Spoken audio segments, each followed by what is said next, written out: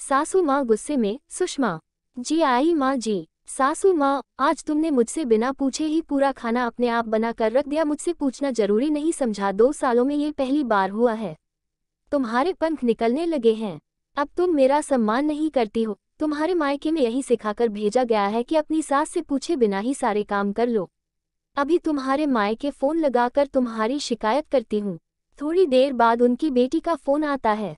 बेटा, कैसी हो? तबीयत तो ठीक है। ससुराल में ज्यादा काम तो नहीं करना पड़ता है। सास हुक्म तो नहीं चलाती है। नंद ठीक से तो रहती है। इतने सवाल एक साथ, बेटी को कुछ बोलने का मौका ही न। क्या ये कहावत सच है कि औरत ही औरत की दुश्मन होती है? ये जुमला अक्सर ही सुनने को मिल जाता है कि औरत ही औरत की दुश्मन होती है। अजब बात ये कि अनेक स्त्रियां भी यही मानती और कहती है। फिर सिनेमा और टीवी के धारावाहिकों ने भी इस सोच को पुख्ता किया है। उन्हें तो कोई नाटकीय स्थिति उत्पन्न करनी है, सच झूठ से उनका क्या वास्ता। और हमारे देश में स्त्रियों को बदनाम करना कोई ऐसा मुद्दा नहीं कि कोई बुरा मानेगा अथवा विरोध में अपनी आवाज उठाएगा।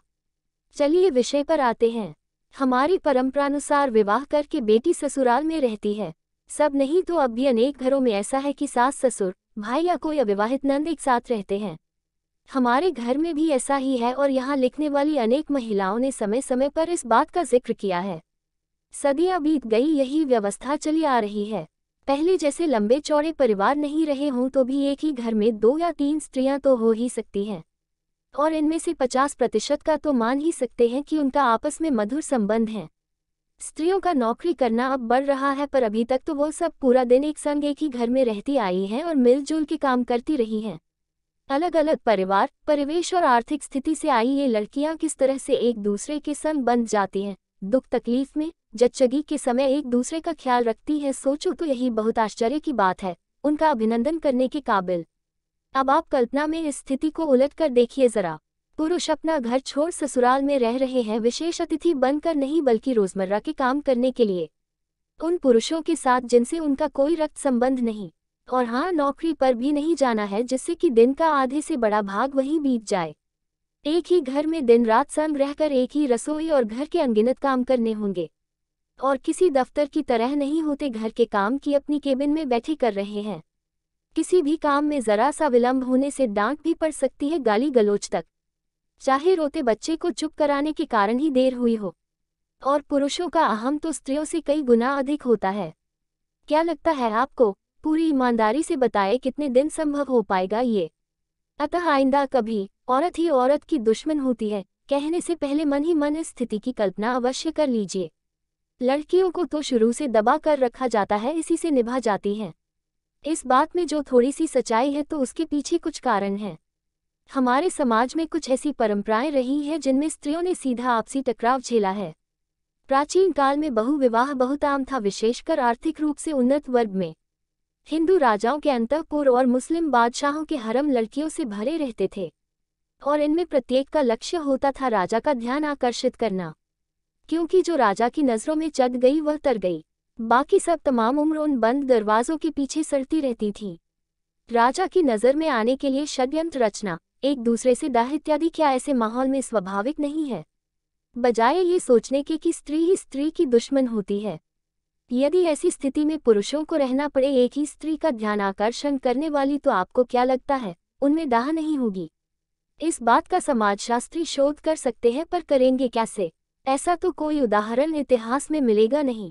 कोई भी काम यदि पुरुष करेगा तो कहा जाएगा कि फला पुरुष ऐसा है, पर एकदम वही बात यदि स्त्री करती है तो जुमला तैयार है, औरत ही औरत की दुश्मन होती है।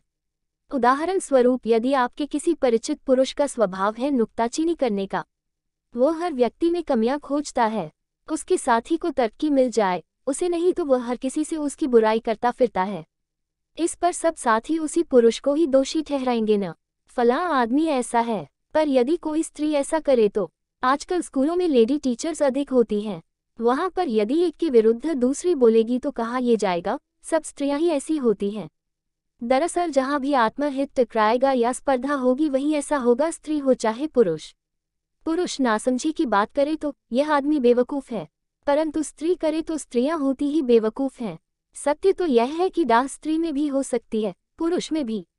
आप ध्यान से देखिए, क्या पुरुषों में दाह नहीं होती? उनमें आपसी मनमुटाव नहीं होते, जमीन जायदाद को लेकर झगड़े नहीं होते। स्त्रियां तो केवल वाक्योद्ध करती हैं, पुरुषों में तो सिर्फ उतावल तक हो जाती है। और अंत में एक बात जो प्रश्न में तो नहीं पर इसी से संबंधित अवश्य है। संयुक्त परिवार का चलन धीरे धीरे कम हो रहा है, जबकि नौकरी करती स्त्रियों की संख्या बढ़ ही रही है और आगे और भी बढ़ेगी। इसलिए संयुक्त परिवार की जरूरत जितनी आज है पहले कभी नहीं थी। आया के भरोसे बच्चों की कैसी दुर्गति होती है वह बहुत लोग जानते हैं। अनेक ऐसे बड़े भी देखे हैं जो बच्चों की पूरी जिम्मेदारी अपने सिर नहीं लेना चाहते। तो अकेले घर में आया के भरोसे बच्चों को छोड़ने से बेहतर है कि दादा दादी के पास छोड़े जाएं और उन्हें संभालने के लिए आया हो। ये सबके लिए फायदे की बात है। बच्चों के संग रहने से बड़े स्वयं को सुरक्षित महसूस करते हैं और दादा दादी की नज़र में पल रहे बच्चे तो सुरक्षित रहते ही हैं।